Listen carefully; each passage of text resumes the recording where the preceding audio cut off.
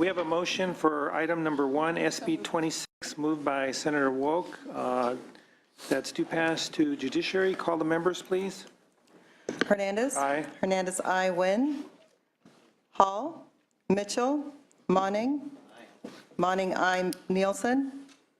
Pan. Aye. Pan, aye. Roth. Wolk. Wolk, aye. Nielsen, aye. Currently has 5. We're going to place that bill on call. We're at item number 8, SB 291, Mental Health Vulnerable Communities. Senator Laura, good afternoon and welcome. Good afternoon, Mr. Chair and members. First, I'd like to thank your staff for helping us with this important bill.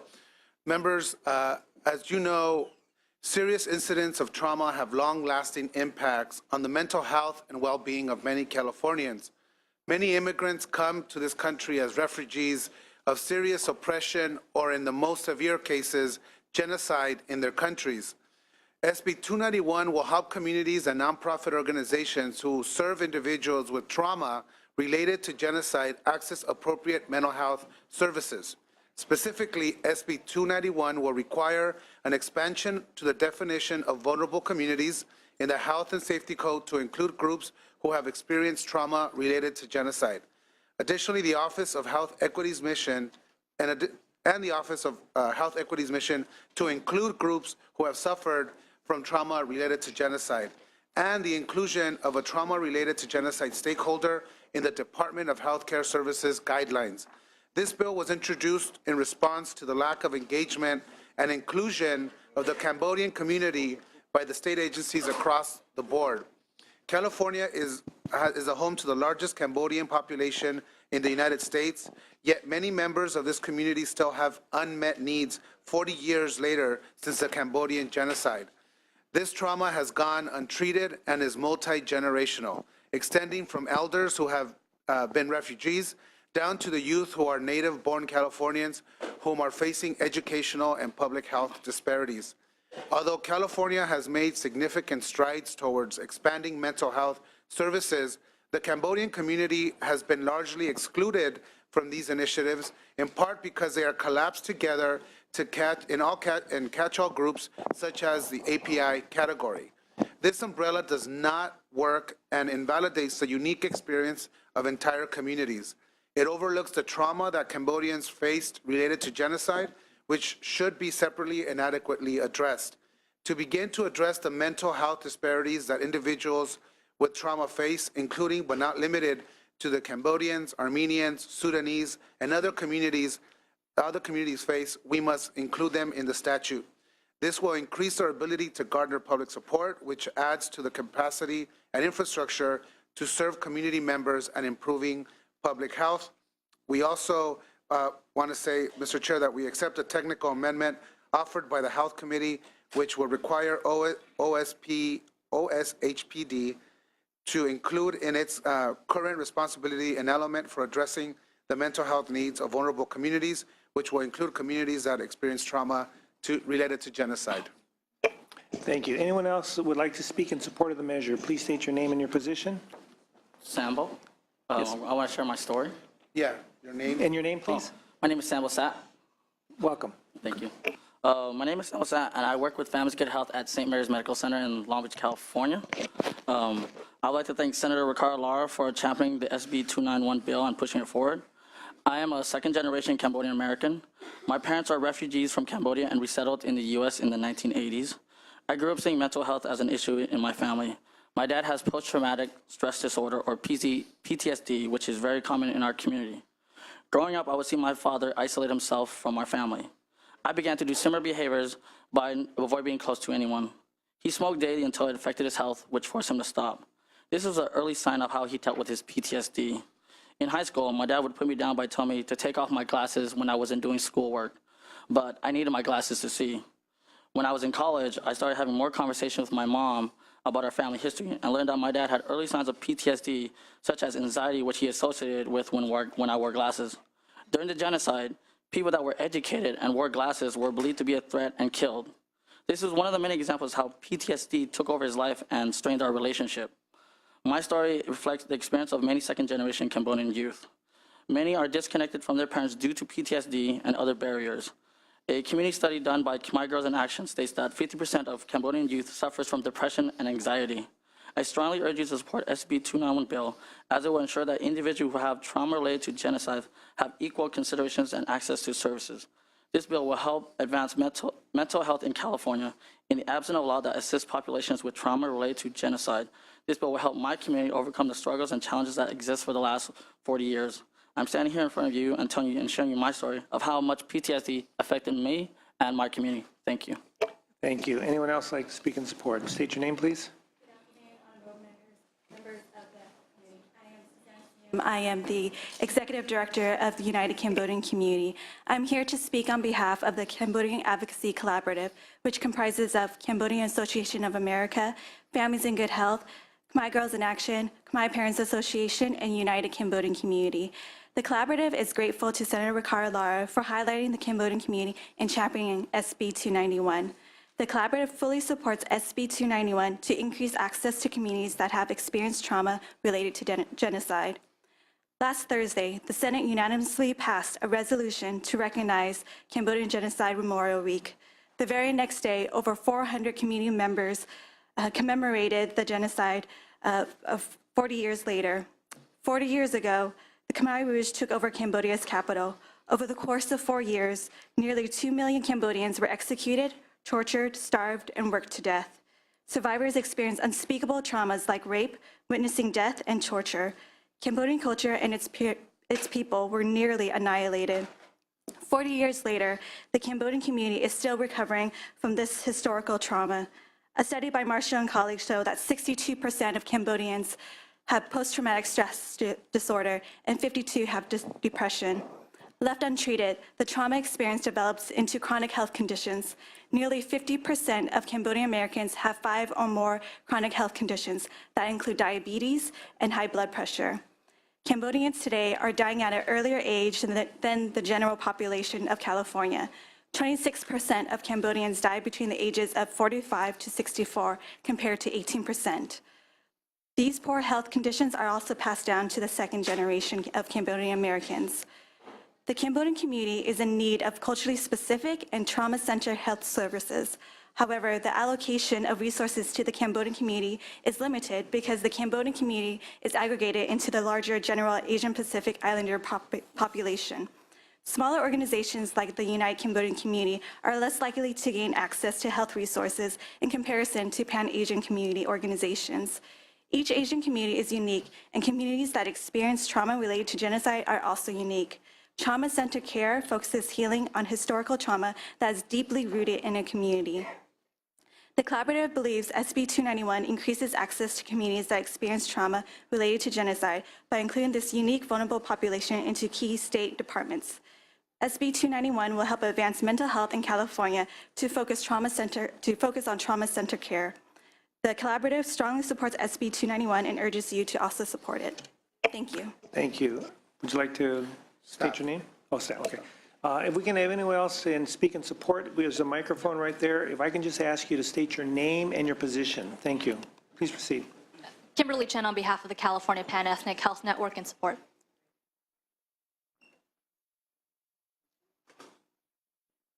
Hello, ladies and gentlemen. My name is Very Camp.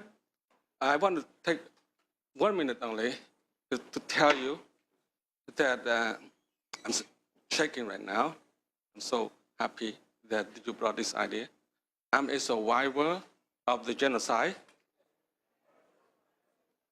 I was a student, but I was put in jail for no trial at gunpoint. I was treated as a second-class citizen. I had to say yes, no freedom. So they torture me to work with no pay, but little food, hungry all day for 3.5 years.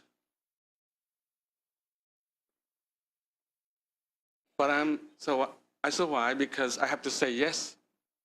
There's a slogan that says, to keep you, no benefit to throw you, not to lose.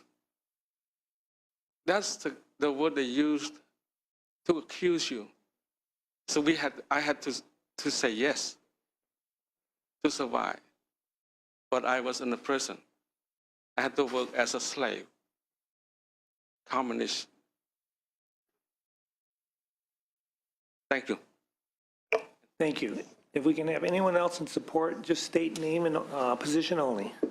Hi, I am Casey Chiv. I'm a nurse from San Joaquin Valley, and I support this. I am a first generation who survived the genocide. Thank you very much. Hi, my name is Sylvia Fon. I'm from Stockton, California, and I support this 291 bill. Thank you. Hello, my name is Kuntera Tiu. I'm a resident in Stockton since 1979, and I'm gladly support this bill. Thank you. Thank you. Hi, my name is Sophia Blanton. I'm a caseworker. I'm from Elk Grove, California. Hi, my name is Thivi Thai. I'm in Sacramento. I want to support it. Thank you. Hello, my name is Sitaj Jab. I'm here to support this bill 291. Thank you. Thank you. I'm from Elk Grove, California. Hi, my name is Suchita Sung. I come here for support this bill. Thank you. Hello, this is Patrick Kale from Stockton. I support the bill.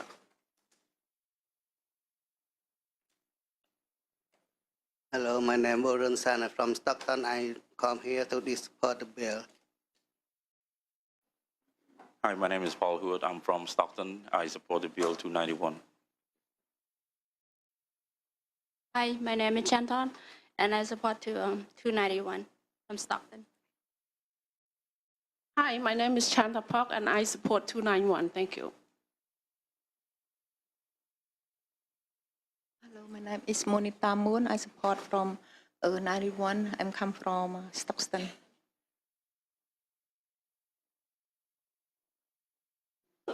Hi, my name is Ron Sok. I support 291. 291. Thank you. Hi everyone, my name is Fatana. I am the first generation Cambodian American, and my parents would never disclose about what I have gone through. And this is an amazing opportunity for us to come together to recognize those who survived and also to witness what has happened to the history. And I would like to applaud Senator Ricardo for bringing up this bill.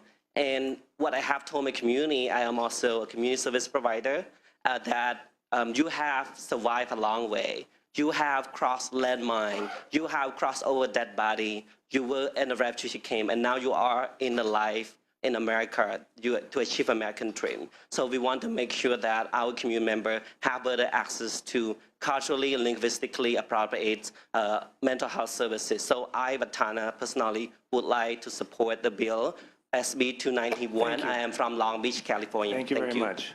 Thank you. Name and position only, please. Kat New on behalf of the Southeast Asia Resource Action Center in support.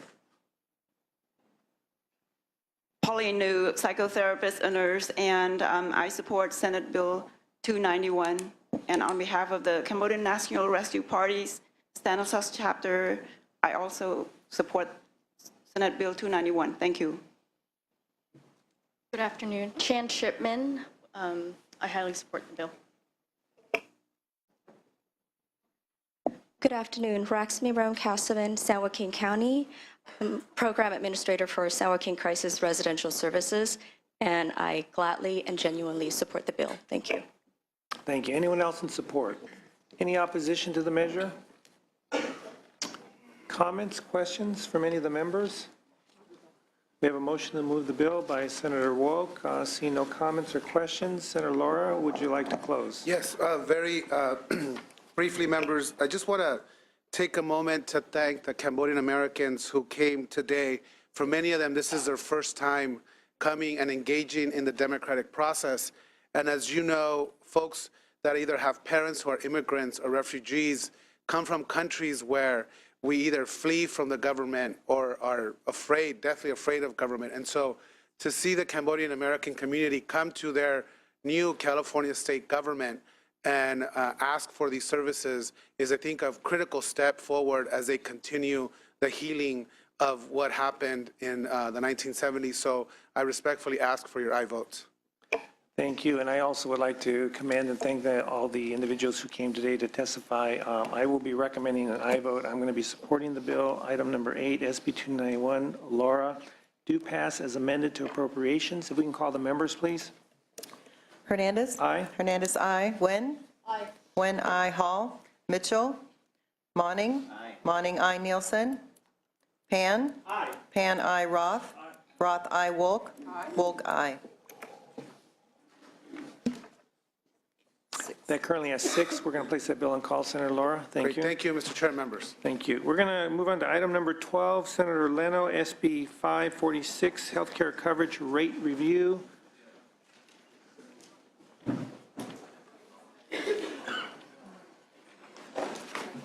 afternoon, Senator. Good afternoon, Mr. Chairman and committee members. Let me begin by taking as authors amendments those suggested on page 8 of the analysis.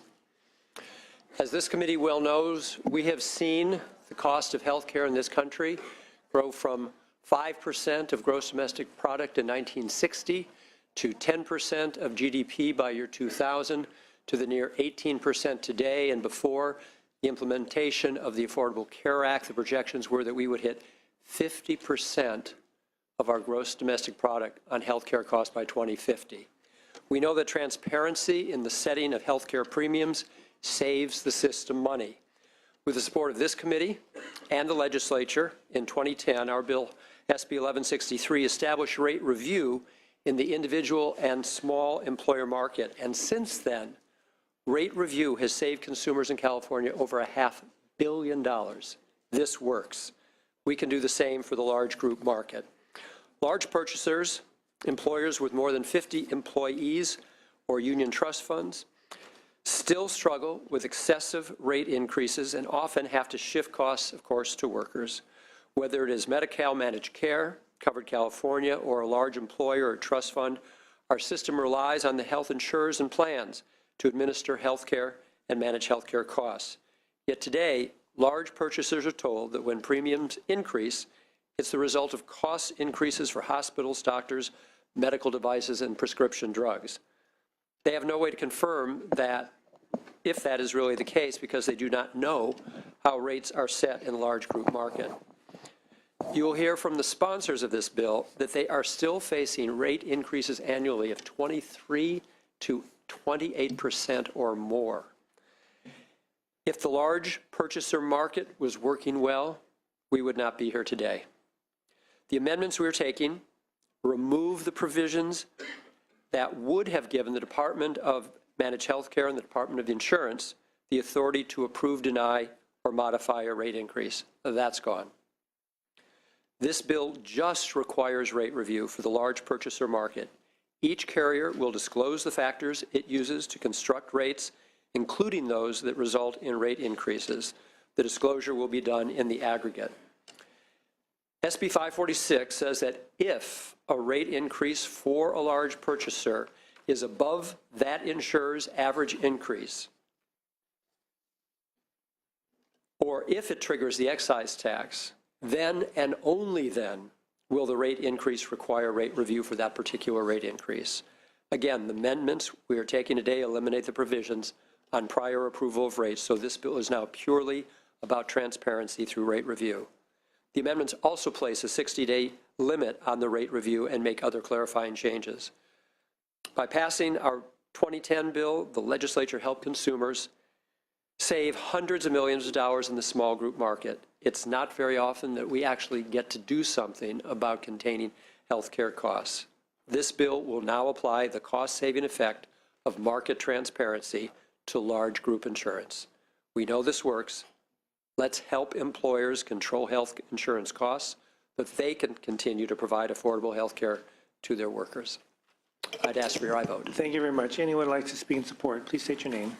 Thank you. Ian Lewis. I'm Research Director for Unite Here, the Hotel and Restaurant and Gaming Workers Union.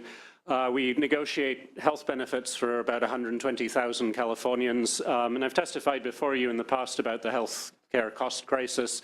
To put a fine point on it, 20 years ago, the cost of comprehensive health coverage in San Francisco was about 10% of what a hotel housekeeper was paid hourly. Today, it's over 50%. And dramatic as the rise in healthcare costs has been nationwide, California is among the worst in the country. We used to be middle of the pack. Now we're one of the most expensive states in the country. And rate setting remains in California more opaque than in the rest of the country, and we continue to see seemingly arbitrary rate increases. Our San Francisco fund, of which I'm a trustee, just this year saw one large insurance provider give us an 11% rate hike, something that cannot be explained by utilization and defies what market trends we're seeing. This is clearly unsustainable, but I also want to underscore the urgency for the state of grappling with this crisis. Less than 3 years from now, the Affordable Care Act imposes a 40% tax on health plans like ours when they exceed a certain threshold. That threshold goes up by about 2% a year. Insurance premiums have been averaging 10% a year for the last 10 years. And when those two realities collide, unions like ours, health plans like ours, are going to be confronted not with just making benefit changes on the fringes. We're going to be confronted with dropping hundreds of thousands of workers out of the coverage their families count on. And for the most part, we're not talking about people who are well served by the exchange plans. We're talking about cooks and housekeepers and janitors and dishwashers who, under the Affordable Care Act, are considered too middle class for affordable health coverage through the subsidized exchange plans. And yet they live in high-cost places like Los Angeles or the San Francisco Bay Area and are barely making rent as it is. This is going to tip many thousands of workers more into poverty and into the ranks of the uninsured. We're facing a reswelling of the ranks of the uninsured if this crisis isn't dealt with. You took a big step last year with SB 1182. Thanks to that bill, health plans like ours are finally receiving data that we can use to be as creative as we possibly can in managing utilization. But utilization is only a part of the equation. As I said, rate setting is opaque. It's indecipherable even to large health plans like ours. And it's something that we need urgently to shine light on and determine when those increases are arbitrary or when they're justified. Thank you. Thank you. Please proceed. Mr. Chair, members, Sarah Flox, California Labor Federation. We are also proud to be one of the co-sponsors of this bill. First, we would like to thank the chair and his staff for all of their hard work on the amendments.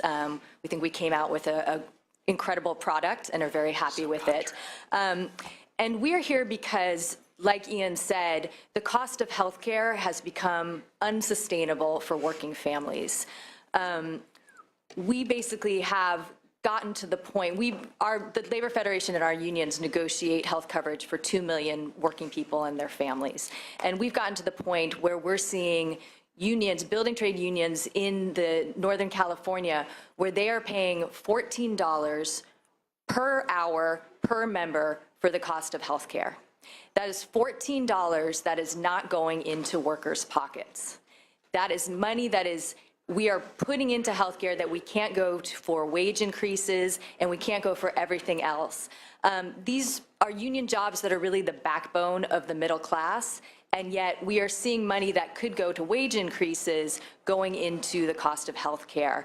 Mr. Leno said that we recently had a union come to us and say that they had gotten a 28% increase in their rates from the previous year, which basically is inexplicable.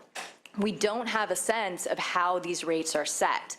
And there are factors that are allowed to be used in the large group that are not used in the small group, such as industry. So we don't know, is industry a factor?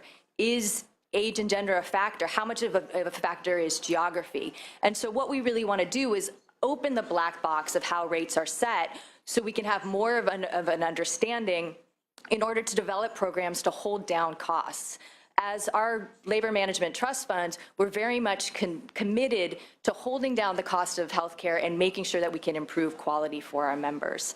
So this is transparency. It is something that we will be able to use when we go into negotiations. It will be something we will be able to use to be able to develop programs to hold down costs. And I think it's also important to have transparency in all aspects of cost drivers in healthcare. That's why we are supportive of other measures in this House and the other House to increase that kind of transparency.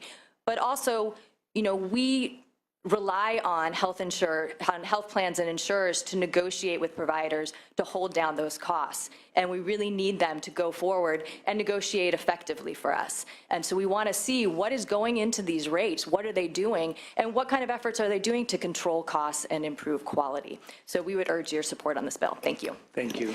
Beth Capel on behalf of Teamsters and Unite Here as co-sponsors and also AFSCME as a supporter.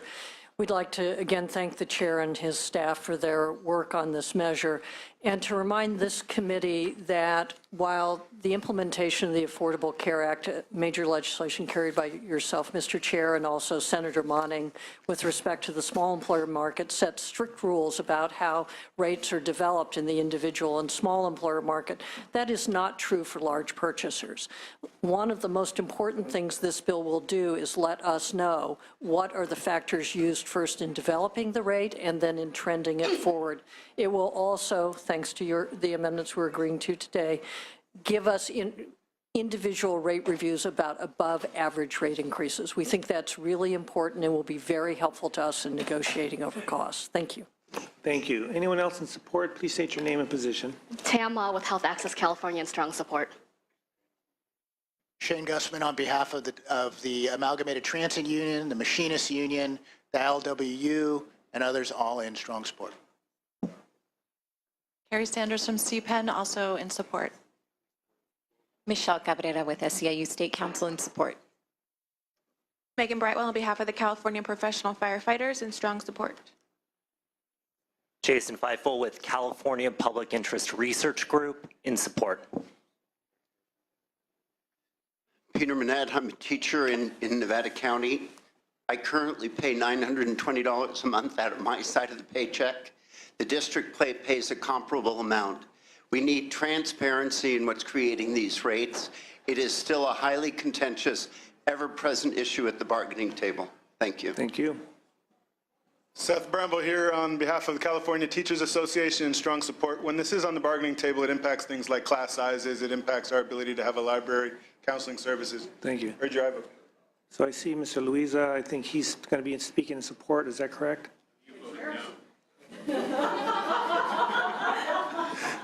All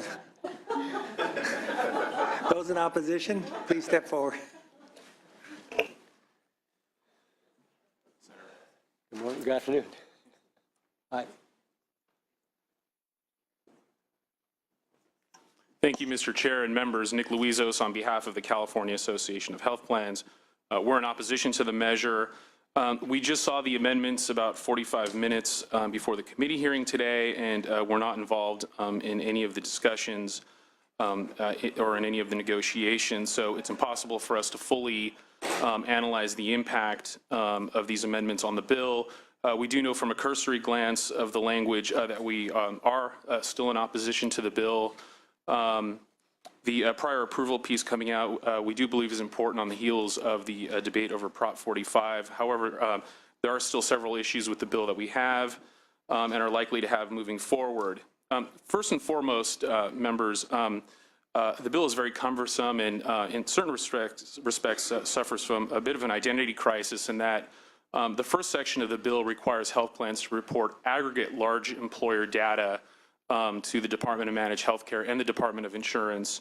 And Part 2 of the bill requires health plans to then further report individual large employer data to those regulators as well for the purposes of regulatory action and based on triggers.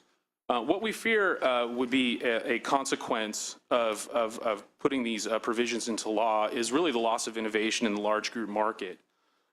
Based on a survey that we conducted a number of years ago, we found through our members that there are about 14,000 to 15,000 large group policies in the state of California.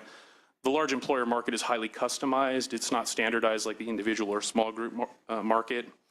That's because employers sometimes want more and they're willing to pay for more. For instance, some employers will initiate a wellness program or things of that nature as part of their benefits to their employees. And of course, the health plan's there to help them design those benefits. If we lose customization in that market as a way to avoid regulatory action or review of the rates, large employers are also in a better position to self-insure their products, which means that if they do that, that escapes essentially any type of oversight by the state or requirements of state legislation for the most part.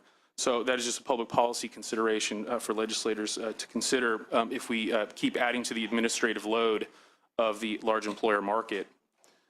We will also say that through the Affordable Care Act, health plans in all markets have to comply with the medical loss ratio. So what this means is that 80 to 85% of the premium dollar by law, federal and state, has to go to medical services. The remaining 20 to 15 is reserved for necessary administrative expenses and rate of return. So if premiums remain flat, or if they go down, or if they go up, in our view, that is a true reflection of the cost of care for those products. Furthermore, as noted by the supporters, we negotiated at the end of last session and removed our opposition to Senator Leno's SB 1182, which allows large purchasers, including labor trusts, to request from the health plan claims data that they can use to review the costs. So we don't understand why in the first year of implementing that bill, we need to be back here debating that information being sent to the state. We're in the first year of implementing that bill. In Senator Mitchell's committee, Senate Sub 3, the DMHC requested, and I believe that those positions were granted, positions that would help oversee the implementation of that bill. If the sponsors of that bill are running into problems with our member health plans, they can come to us and talk about that. But that bill was a negotiated agreement at the end of session between us and the sponsors of the bill. We're facing several cost drivers in the healthcare system.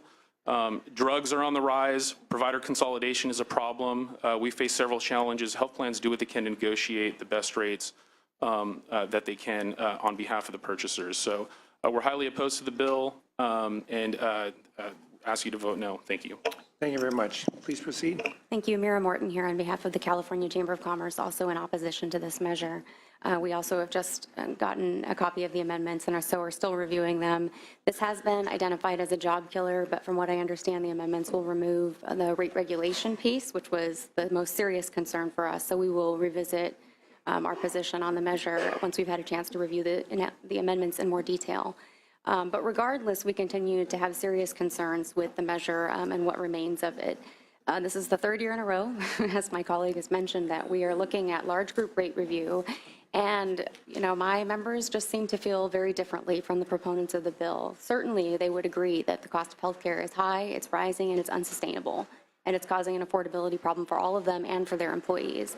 But we do not view rate review for large group as the cure to that problem. There are just a lot of cost drivers in the system, and continuing to look at ways to squeeze more savings out of the negotiations between a large employer and their health plan is not the cure for them. So we believe it is unnecessary and unhelpful, same as the reason why the ACA, they decided not to include large group rate review, because this is an area where we have bargaining power. We negotiate the contracts, and it's unclear to us why we want a regulator to tell us, you negotiated a bad deal. If we're comfortable with it, then that should be okay. And then the triggers in particular, I understand they're changing. But the triggers in particular are concerned because we think they actually lower the threshold at the federal level. Even when you have rate review for small group or for individuals, it's when the increase is beyond 10% in a given year. Here you would have a rate increase triggered by potentially a fraction of a percent beyond what the average rate increase was for other plans in that year. And we think that that is an unnecessarily low threshold. It's going to cause a lot more administrative burden that's going to add to our costs down the road. And also using the Cadillac tax as a trigger. This is, again, part of the ACA. It's not something that the plans are doing to any of us. It's the federal government saying we want to stop subsidizing this most expensive level of benefits, and that's their right to do. It's the law. So when we negotiate our plans, we keep that in mind and make sure that the rate we either know what we're paying or we ratchet our benefits down. So as such, we just feel that the measure is very problematic and unnecessary, and we would urge your no vote.